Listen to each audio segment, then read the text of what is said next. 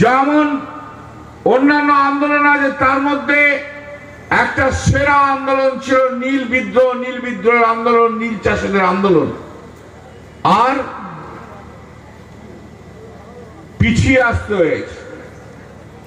আজকে 1857 সাল থেকে 100, আজকে হচ্ছে 2020, প্রায় 150 বছর পর ভারতবর্ষ স্বাধীনতা হয়ে যাওয়ার 74 বছর 75 বছর পর মাথায় আজকে নরেন্দ্র মোদী একটা আইন নিয়ে আসছে, যে আইনটা হচ্ছে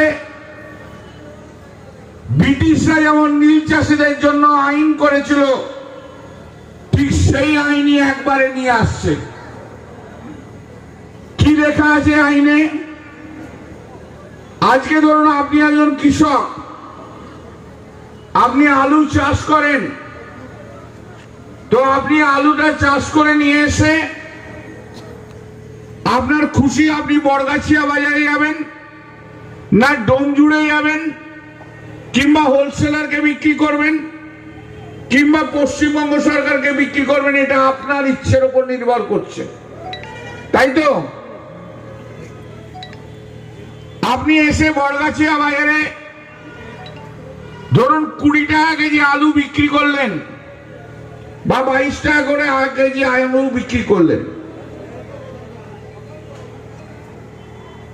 আজকে যে আইন আসছে সেই আইনে